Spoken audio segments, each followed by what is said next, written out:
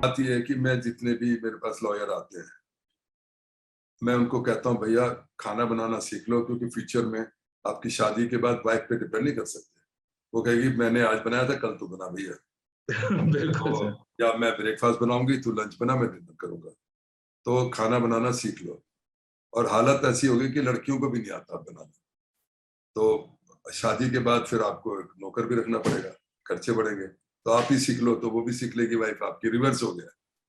मेरे पास लड़कियां अभी आती हैं, बच्चियां आती हैं, तो बड़ा कम बच्चियों को खाना बनाना आता है। ये कोई गर्व की बात नहीं है। खाना बनाना, हम जी किस ले रहे हैं, साथ में खाना ही तो खाना ना। तो मैं तो कम से कम, मेरे लिए तो बड़ा रिलैक्सिंग है जब मैं घर में होता हूँ और मेरे को कोई काम नहीं है, तो खाना बनाना मेरे लिए बड़ा रिलैक्सिंग है। मैंने कहीं जाके कुकिंग क्लासेस थोड़ी ली। आजकल तो यूट्यूब पे सब कुछ मिल जाता है, जो मर्जी बना लो। अदरवाइज वैसे भी खाना बनाने में है क्या, इंडियन खाने में, मतलब अगर वेजिटेरियन की बात करें, 7 मसाले हैं, प्याज टमाटर लहसुन, 3 चीजें, उसमें जो मर्जी डाल दो, फिर है क्या दाल। तो थोड़ा सा ही तो सीखना है। इसी तरह नॉनवेज में भी क्या है, जब आप मटन चिकन बना रहे हो तो उसमें दुनिया भर के मसाले डाल देते हो, टेस्ट आ जाता है। मतलब कोई, और या बारबेक्यू करना है, कोई मुश्किल नहीं है। ओनली थिंग इज कि आपका इंटरेस्ट हो उसमें, टाइम भी करता है। और जैसे मैंने कहा, हॉबी तो कोई ना कोई होनी चाहिए। आप अगर, बिल्कुल मैं सर। फोटोग्राफर होता होल टाइम, तो मैं फोटोग्राफी से ही थक जाता, फिर मैं सोचता कुछ और करूं। तो मैं अगर, जैसे जब भी मैं बाहर जाता हूँ, तो photography is my passion, I enjoy photography. दोस्तों की कैमरे तभी खोलता हूँ, तो उससे भी स्ट्रेस होता है आदमी। घर में भी मेरा ये मानना है कि कुछ भी आप जो काम करेंगे, खासकर खाना बनाने से डी स्ट्रेस होता है। और आई एंजॉय दैट, सभी को करना चाहिए, उसमें दिक्कत क्या है। तो और मैं क्या कह सकता हूँ कि भाई वैसे भी आपकी जरूरत भी है, कभी मान लिया माँ ही आपकी बीमार हो जाती है। मैं बच्चों को कहता हूँ, लड़कियों को कहता हूँ कि कल सुबह छुट्टी है, आप अपनी माँ को कहना आप बैठ जाओ, मैं आपके लिए ब्रेकफास्ट बना रही हूँ, मम्मी, या पापा के लिए, दादा के लिए।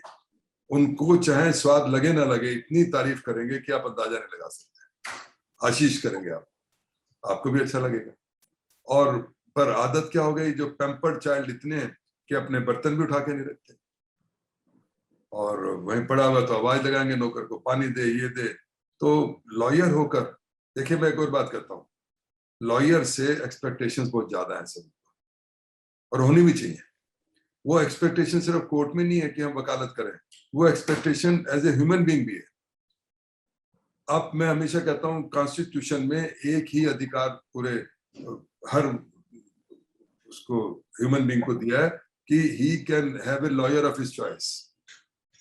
डॉक्टर के लिए नहीं बोला, बिल्कुल। आर्किटेक्ट के लिए नहीं बोला, सीए के लिए नहीं बोला, लॉयर के लिए बोला। इसी तरह हमें मल्टीफेसिट एक्टिविटी में पर्सनालिटी को डेवलप करना चाहिए, और वो तब डेवलप होगी जब आप एक्टिविटी करेंगे। तो उसमें क्या नुकसान है। मैं तो आज भी अपने कपड़े खुद प्रेस करता हूँ, जूते खुद मैं करता हूँ, मैं नहीं अपने घर में किसी को हाथ लगाने देता, और जूते भी खुद करता हूँ। ये ओके। सारी चीजें करने में कोई शर्म थोड़ी है। पर बच्चों को शायद माँ बाप ने बिगाड़ा हुआ, रहने दे काका, तू सोया रहे, बड़ा पड़ा रात में, पता नहीं पढ़ा है वो गप्पे मारता रहा या सिर्फ मैसेज ही डालता रहा उसका तो कुछ पता नहीं, पिक्चर भी देखता रहा। पर माँ को लगता है, बाप को लगता है, बाप को तो नहीं लगता, माँ को ज्यादा लगता है। तो मैं ही समझता हूँ कि लॉयर्स को ये, अब जैसे बाहर बच्चे जब पढ़ने जाते हैं, मेरा बेटा 3 साल लंदन में रहा, लॉ वैसे किया उसने, मैं भी कई बार गया, जब उनको सब काम खुद करना पड़ता है, तब they become a different person. They realise, वहाँ अमीर गरीब को एक ही तरह से ट्रेनिंग होती है। क्यों यूएसए वगैरह में पार्ट टाइम में वो वेटर का काम करते हैं, कुछ करते हैं, ह्यूमन डिग्निटी उससे बढ़ती है। तो लॉयर का तो मैं समझता हूँ ये चाहिए उसको, कि वो अपना काम खुद करे घर में, अपने माँ बाप के लिए, बल्कि जब फुर्सत हो तो कहे जी आज मैं आपकी प्रेस करता हूँ, पैंट शर्ट करता हूँ, या मैं आपके जूते बनाता हूँ, तो कितना अच्छा लगेगा। या मैं आज सब्जी लेके आता हूँ। आज के बच्चे कितने ऐसे हैं जिन्होंने कभी सब्जी मार्केट जाके सब्जी खरीदी होगी, या उनको सब्जी खरीदनी आती भी होगी। आपका जमाना है सर, आज आपसे बिग बास्केट से मंगाई जाती है। नहीं, हाँ आज ऑनलाइन मंगा लेंगे, ऑनलाइन में जैसे बंदी बधाई आ जाएगी।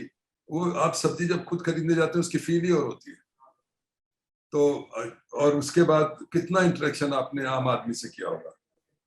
अगर आम आदमी से हिंदुस्तान के आपने इंटरेक्शन नहीं किया, तो आपके दिल में वो दर्द कहाँ से पैदा होगा। हिंदुस्तान को कैसे समझोगे आप। हिंदुस्तान को समझने के लिए आपको हिंदुस्तान में घुसना पड़ेगा। मैं यकीन करना साल में 2 बार मैं बच्चों के साथ भी गया हूँ, पूरी चांदनी चौक से लेके उधर खारी बावड़ी तक, सदर बाजार तक उनको दिखा के लाया, गलियों में घुसाया। मैंने कहा ये हिंदुस्तान है। आज भी मैं गांधीनगर मार्केट जाता हूँ, जो कपड़े खरीदने जाता हूँ, 5,000 से ज्यादा वहां छोटी बड़ी दुकानें, पैर रखने की जगह नहीं कोविड के टाइम पर। हिंदुस्तान तो वहां बसता है ना। अब मैं हर कुंभ में जाता हूँ, छोटे बड़े कुंभ में जाते हैं, 2-2 दिन सिर्फ घूमता हूँ। 3 करोड़ लोग थे महाकुंभ में पहली बार जब मैं गया उस रात को। कैसे जमीनों पे सोए हुए, उनकी कोई सरकार से मांग नहीं है, उनको कुछ नहीं है, सिर्फ पानी मिल जाता है उनको, सोने की सड़क पे जगह मिल गई और गंगा में स्नान करके आ गए। कुछ नहीं इच्छा उनकी, अपने आप वो दाल चावल वहीं ईंटें लगाई, वहीं बना के खा लिया। ये हिंदुस्तान है। तो जो अब हम लोग क्या बोलते हैं कि नए बच्चे जो जनरेशन है वो इस बातों को नहीं समझते। तो पहले दिन तो गाड़ी से आते हैं वो, जब गाड़ी से आते हैं तो फिर वो गाड़ी से उतरते भी नहीं, उसके मतलब सारी चीजें फर्क है। गाड़ी होना अच्छी बात है, पर आपको पैदल भी चलना आना चाहिए, बस में भी चलना आना चाहिए। लॉयर अगर हो आप तो वो सब कुछ करना चाहिए आपको। तो मैं ये समझता हूँ कि लॉयर से उम्मीद सोसाइटी को ज्यादा है और होनी भी चाहिए। पर अब जो कॉर्पोरेट कल्चर लॉयर में आया है, वो कॉर्पोरेट कल्चर बेसिकली वो वकालत नहीं है, वो नौकरी है। जो लॉयर NLU से या इधर उधर से करके आते हैं और 2-2 लाख रुपए का पैकेज मिल जाता है, they are not lawyers, they are like any MBA, they are just working in law firms. Lawyer तो वो है जो कोर्ट में पेश होकर आर्ग्यू करता है। तो वो शायद हमारी एजुकेशन में थोड़ी कमी है, मैं मानता हूँ। और आपस में इंटरेक्शन तो खत्म ही हो गया। तो फिर भी मेरी ये एडवाइस है आपके माध्यम से कि जो बच्चे आए उनको अपना विजन बड़ा करना पड़ेगा, अपना दायरा बड़ा करना पड़ेगा और गरीबों से अमीरों से सबसे इंटरेक्ट करना पड़ेगा। आप मंदिर जाते हो तो मंदिर जाओ, गुरुद्वारे जाते हो तो गुरुद्वारे जाओ, चर्च जाओ, मस्जिद जाओ, पर इंटरेक्शन करो, मेलों में जाओ, कहीं जाओ, देखो सोसाइटी को, फिर समझोगे आप।